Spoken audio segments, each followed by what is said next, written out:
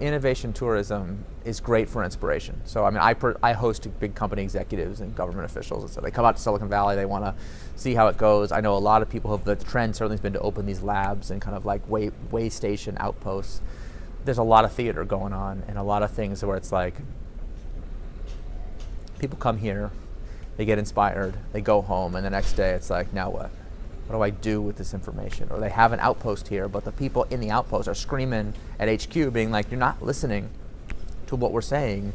So what's the point of having this outpost? You know, like this way of working, you know, I think of it as the startup way of working, requires real deep managerial level changes in the behavior, structures, incentives of organizations. It's true for-profit, nonprofit. I mean, I've done this with huge for-profit companies. I've done it in giant government bureaucracies. I mean, I just talked to someone who's doing this at the NSA, and it's like, okay, if they can do it there, most of us do not live in a nearly as challenging a context, so what's our excuse?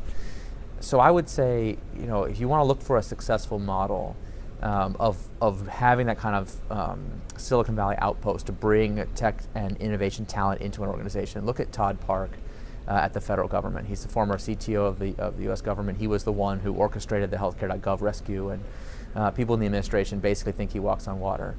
And he does. He has earned it. And he spent so many years in Washington. He's an entrepreneur himself.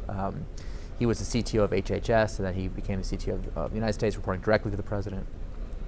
He built all these innovation teams within the context of the federal government to pilot these very ideas that we're talking about. It was first called Entrepreneurs in Residence at HHS, then it was called the Presidential Innovation Fellows. After healthcare.gov, they created something called the United States Digital Service, something called 18F, so there's these like really institutional level changes happening structurally in the government. And when he was done with his kind of tour of duty, and he's like, listen, I got to go back to California, I can't be in DC anymore, the president wouldn't let him quit. So he sent him to Silicon Valley as a liaison to help recruit talent from our ecosystem into government. That's an effective outpost because Todd has walked the walk as well as talking the talk. He's done it.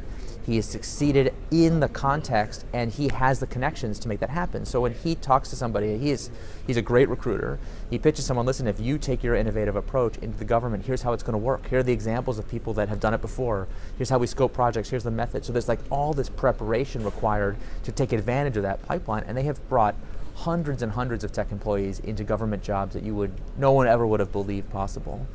Because people have that mission alignment and interest in what it's doing. So if you look at that example, most people do not have the level of commitment to do the preparatory work to set up their innovation outposts and labs to succeed, in which case they're a total waste of time.